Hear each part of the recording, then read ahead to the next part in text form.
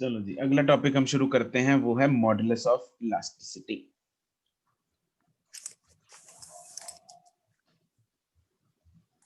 Elasticity, अब modulus of elasticity क्या है? इसका एक नाम तुम लोगों ने पहले डायमेंशन वाले चैप्टर में सुन रखा होगा। Yes Young's modulus of elasticity, याद आया यस कुछ? है ना? हाँ, तो मैंने बोला था उस टाइम पे कि हम बाद में कर लेंगे, ठीक है, आएगा ये सॉलिड्स चैप्टर में। तो अब उसका समय आ गया है। तो पहले बात तो ये है क्या चीज भाई, क्या भला है ये modulus of elasticity? Hooke's law क्या कहता है?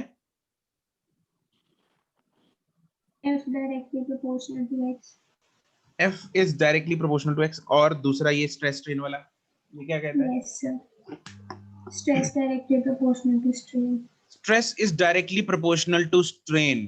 तो अगर स्ट्रेस और स्ट्रेन डायरेक्टली प्रोपोर्शनल है, प्रोपोर्शनलिटी हटाएंगे तो बीच में एक कांस्टेंट फंसेगा आके, हाँ के ना? Yes, sir. Yes sir. उस कांस्टेंट का नाम क्या है? Modulus of elasticity. Elasticity. ठीक है जी।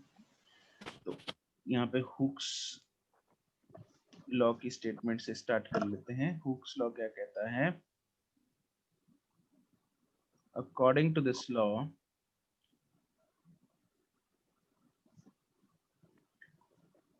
stress is directly proportional to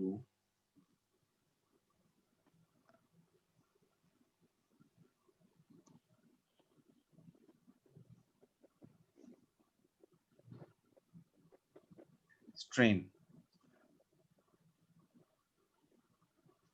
that is stress directly proportional to strain है।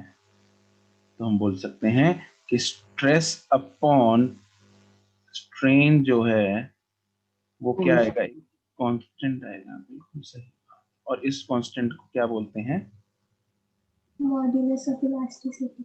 Yes, this is modulus of elasticity.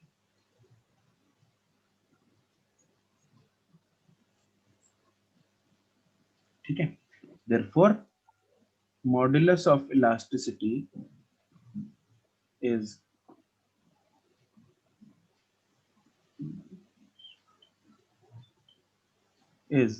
defined as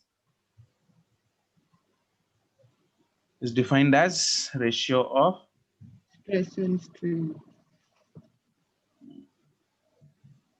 stress and strain। ठीक है जी।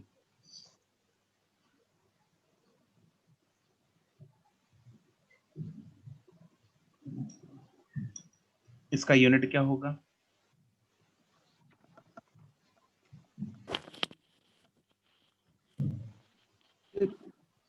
न्यूटन पर मीटर स्क्वायर। करेक्ट। स्ट्रेस का Newton पर metre है, strain का no unit, तो इसका भी क्या आ जाएगा? न्यूटन पर मीटर स्क्वायर। और dimension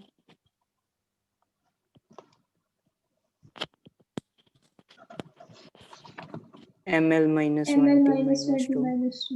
ml minus 1 t minus 2, वही फोर्स वाली है ना, फोर्स अपॉन एरिया वाली है, मतलब स्ट्रेस वाली है, प्रेशर वाली।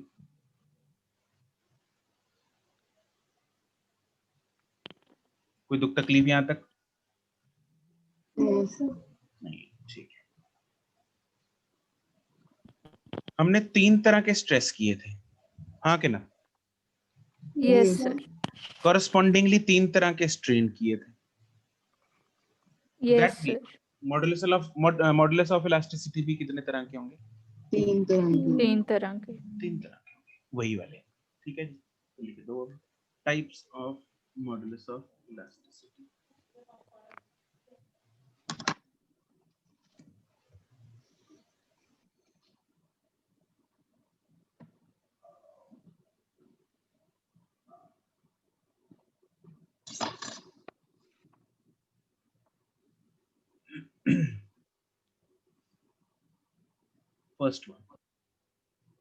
First is Young's modulus of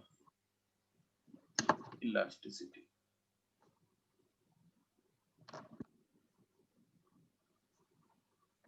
बंदे का नाम यंग है, बंदा यंग नहीं था, ठीक है। एक +2 में भी आएगा यंग, कैसे? ये नाम है उनका। बंदे का नाम है, नाम ही ऐसा रख लो, नहीं हमेशा ही जवान। तो कैसे कैसे ऐसे नाम होते हैं? अब रमेश सुरेश नहीं रखते ना वो। यस रख ले, हमें साइंटिस्ट के नाम याद करने तो इजी हो जाए। ओके, तो यंग्स मॉडुलस ऑफ इलास्टिसिटी क्या है? It is ratio of longitudinal stress upon longitudinal strain, longitudinal strain. ठीक है। इज रेशियो ऑफ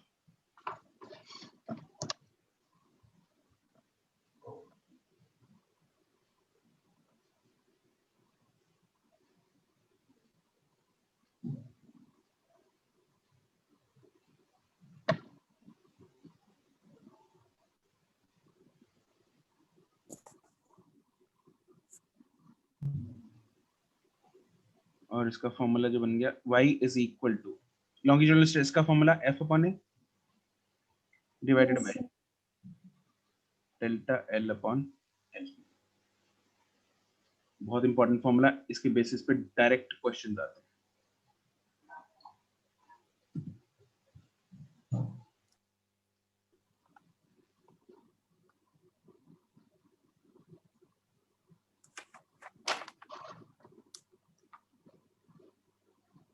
ठीक है जी,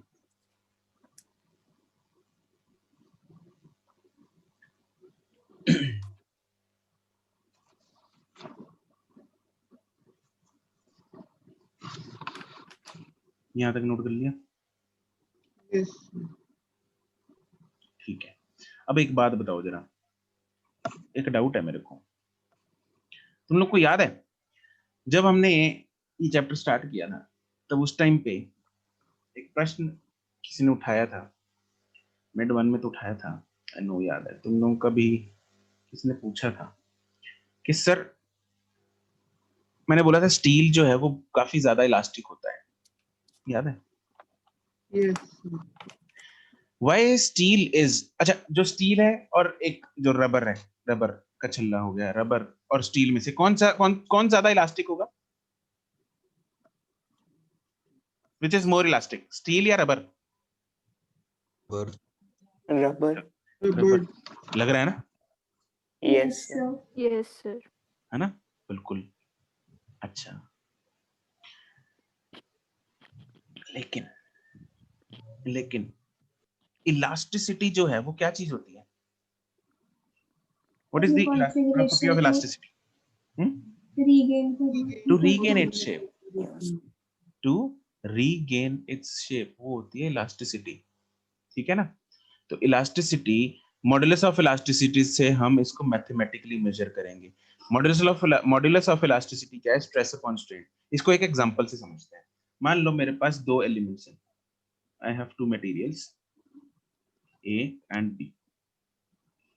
modulus of elasticity Y is equal to stress upon strain किया हमने, ठीक है।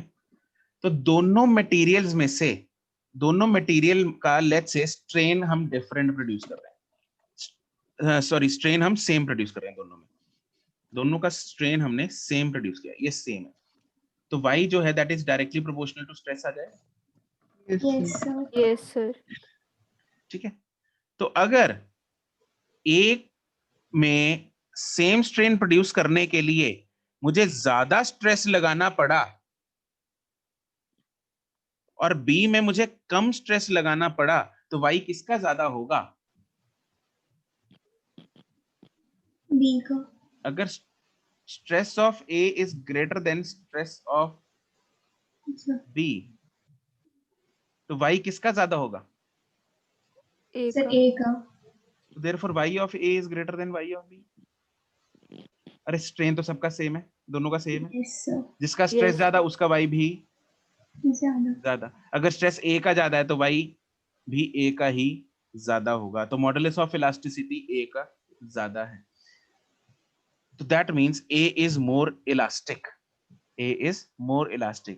अब इसको लॉजिकली समझते हैं, दूसरा मेथड कैसे? इलास्टिसिटी जो प्रॉपर्टी है that is due to, what is the reason of elasticity? Sir, Sir, Intermolecular intermolecular forces of forces of attraction. attraction. बहुत बढ़िया, बहुत बढ़िया। Intermolecular forces of attraction. Elasticity property है क्या? To regain its shape. हाँ के ना? yes, sir. किसकी वजह से होती है? इंटरमोलिकुलर फोर्सेस की वजह से। हाँ के ना? Yes, sir. Yes, sir. तो जिसमें इंटरमोलिकुलर फोर्सेस ज्यादा होंगी वो ज्यादा इलास्टिक होगा, कह सकते हैं हम। Yes, Yes, sir. sir. अरे इलास्टिसिटी किसकी वजह से? इंटरमोलिकुलर फोर्सेस की वजह से। हाँ के ना? Yes, sir. Yes, sir. तो जिसमें इंटरमोलिकुलर फोर्सेस ज्यादा होंगी उस वो ज्यादा इलास्टिक होगा, इतना तो अपने को पता लग गया। अब ए और बी में से किसमें इंटरमोलिकुलर फोर्सेस ज्यादा लग रही है तुम लोगों को, ए की या बी की?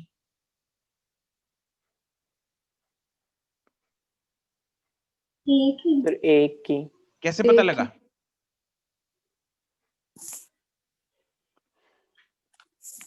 दो रॉड्स हैं, Sir, Sir, क्योंकि sir, उसकी मॉड्यूलस ऑफ इलास्टिसिटी ज्यादा है। दो रॉड्स हैं, एक मिनट, ये है ए, ये है बी, दोनों को सेम डेल्टा एक्स इंक्रीज कर दिया। इसमें फोर्स लगी एफ ए, इसमें फोर्स लगी एफ बी। अगर एफ ए ज्यादा है एफ बी से, एफ ए ज्यादा है एफ बी से, सेम डेल्टा एक्स है, ये भी डेल्टा एल है, ये भी डेल्टा एल है, ठीक है। अगर मुझे ए में ज्यादा फोर्स लग रही है मतलब इंटरमोलिकुलर फोर्सेस किसकी ज्यादा होंगी? एक की। एक ही। यस। अरे ए में आपस में उनकी बॉन्डिंग ज्यादा है, इसलिए मुझे ज्यादा फोर्स लगानी पड़ेगी उसको खींचने के लिए। yes, sir. Yes, sir. अगर ए की बॉन्डिंग स्ट्रांग होगी, ए में आपस में उनकी दोस्ती ज्यादा होगी, तो ए को खींचने के लिए मेरे को ज्यादा फोर्स लगानी पड़ेगी। Yes, sir. तो जिसमें मुझे ज्यादा फोर्स लगानी पड़ी उसमें इंटरमोलिकुलर फोर्सेस ज्यादा थी, मतलब वो ज्यादा इलास्टिक था। Yes, Yes, sir. sir. ठीक है। Stress of A is greater than B, therefore intermolecular forces of A is greater than B. Therefore, elasticity of A is greater than B. Very simple. ये बात समझ में आ गई? Yes, sir. Yes, sir. Yes, sir. ठीक है, दो तरीके से हमने निकाला, एक हमने लॉजिकली सोचा, ये लॉजिक था, और एक हमने किससे निकाला? Y से, which is stress upon। Strain. Pain. तो हम ये बोल सकते हैं जिसका Y ज्यादा है वो ज्यादा इलास्टिक है। हाँ कि ना? Yes, sir. Yes, sir. Yes, sir. बिल्कुल सही बात है। और अगर मेरे को ग्राफ दे रखा है स्ट्रेस स्ट्रेन का, स्ट्रेस स्ट्रेन का ग्राफ है, तो कौन से पैरामीटर से मेरे पास Y आएगा स्ट्रेस स्ट्रेन ग्राफ के? Sir, OA के पैरामीटर से। ओ ए तो ठीक है, किसका Y ज्यादा है, ए का या बी का?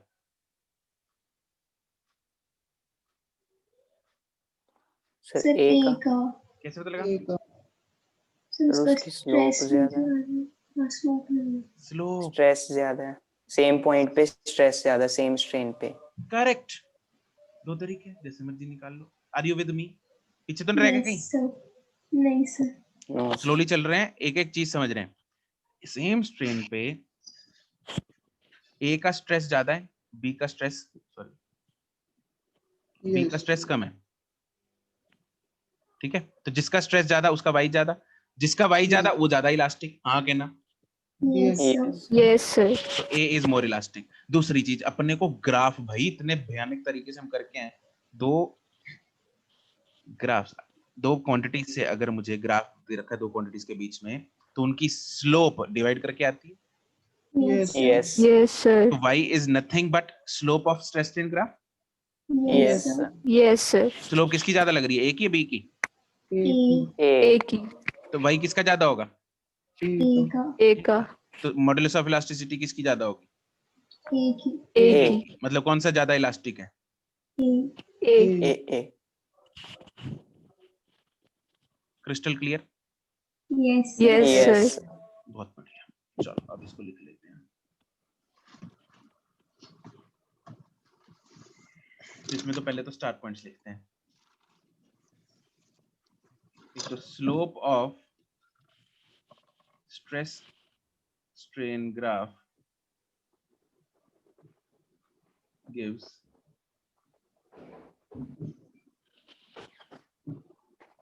modulus of elasticity.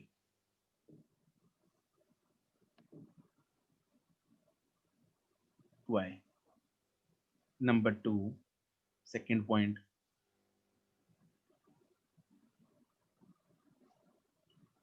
The material having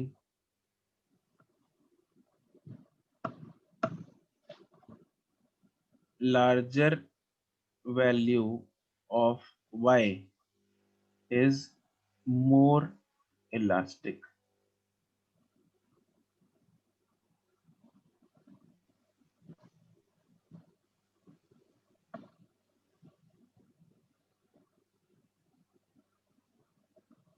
ठीक है, इसको साइड में समझाने के लिए हम ऐसा वही जो हमने फोटो भी बनाई थी, 2 रॉड्स हैं,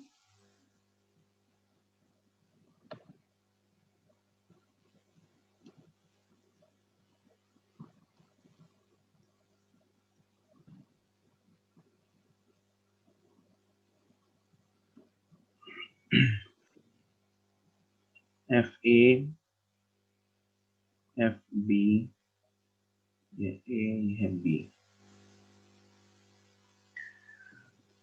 to produce same strain in A and B if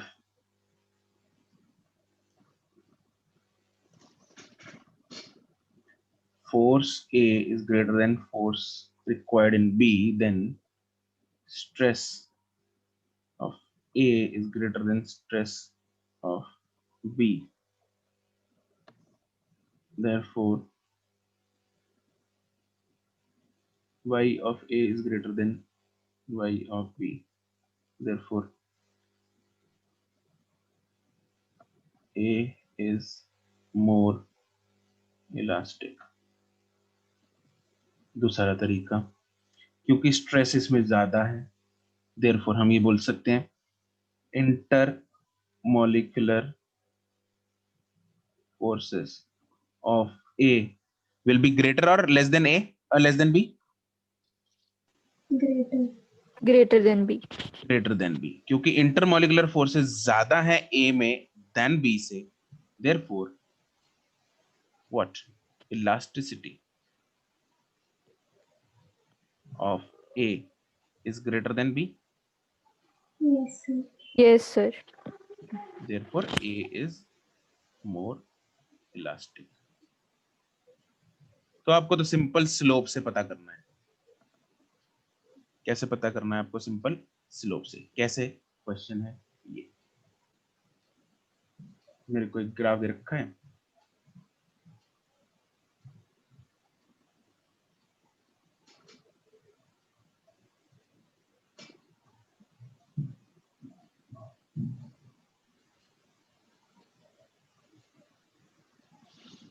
A, B and C. This is stress, this is strain.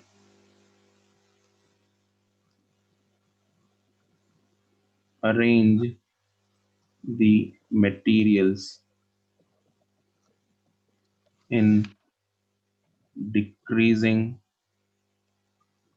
order of their elasticity.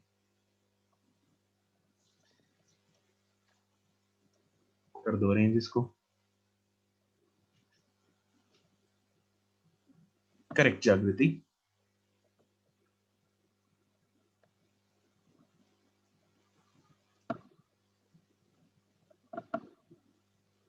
Correct. दमन, नितिश, ओजस्वी, करेक्ट।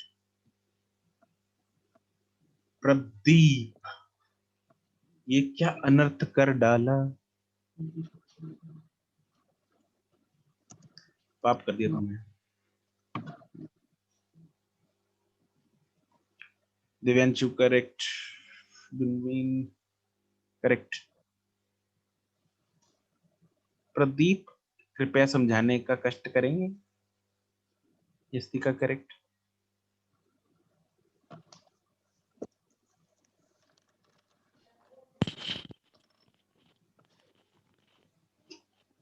प्रदीप अनम्यूट करोगी? Yes, sir. बताओ कैसे तुमने ए की less than B less than C कैसे किया?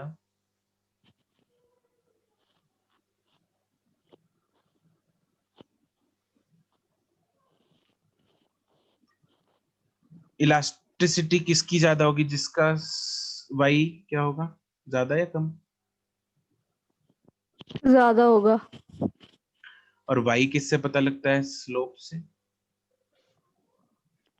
Yes, sir.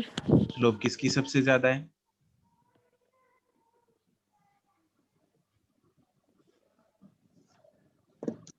Slope किसकी सबसे ज्यादा है? C की। किसकी? क्या बोली है? इसने क्या बोला है? समझ नहीं आया, सी का है। शायद हाँ, मुझे भी पक्का नहीं पता।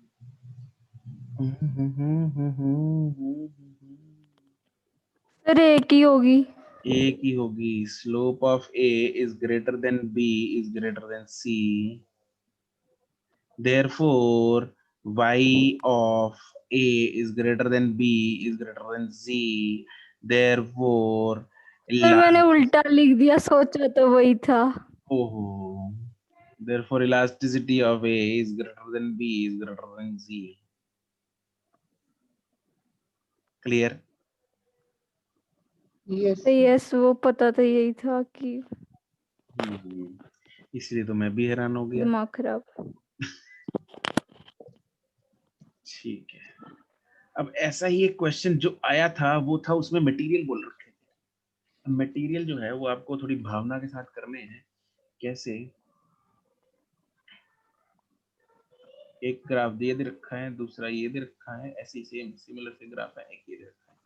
This is again A B C, वही सिग्मा एंड एप्सिलॉन। अब क्वेश्चन थोड़ा सा बदलाव है। Identify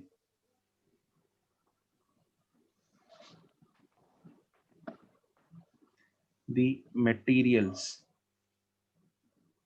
for each of the given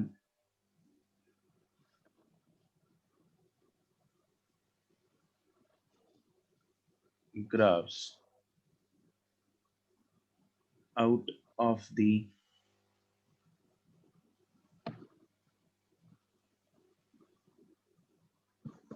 following materials.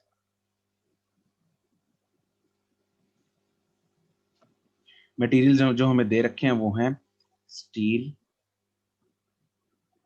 Brass and rubber. ये बताना है कौन सा ग्राफ किसका है।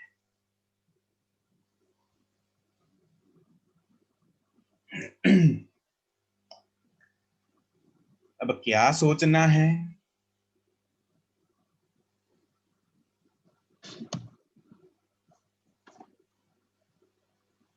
कैसे सोचेंगे वैसे ही सोचेंगे। सेम स्ट्रेन के लिए जिसमें फोर्स या स्ट्रेस ज्यादा लगाना पड़े, सेम स्ट्रेन के लिए जिसमें स्ट्रेस ज्यादा लगाना पड़े, वो मटेरियल क्या होगा? Elastic. इलास्टिक। वो ज्यादा इलास्टिक होगा। ठीक है जी।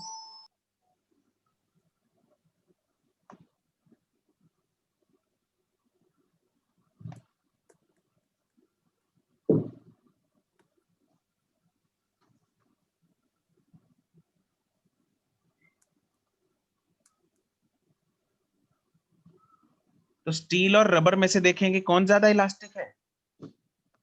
Rubber. सही बात है, बिल्कुल सही बात है दिव्यांशु। रबर को खींचने के लिए ज्यादा फोर्स लगानी पड़ेगी स्टील से। No, sir. Steel. अरे रबर को खींचने के लिए लगानी पड़ेगी यार, कमाल होगी। नो सर, अरे कमाल है यार, रबड़ को लगानी पड़ेगी। नहीं सर वो तो आराम से ही हो जाएगी। तो फिर रबड़ क्यों बोला? सर वो गलती से बोल दिया।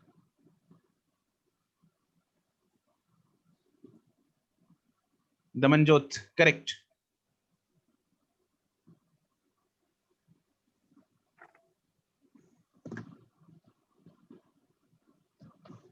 जागृति करेक्ट।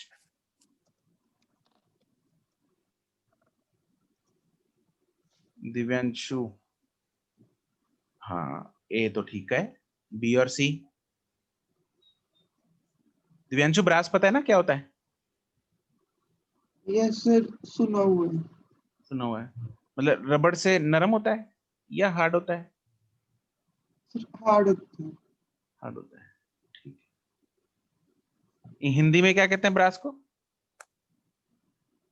सर ये नहीं पता।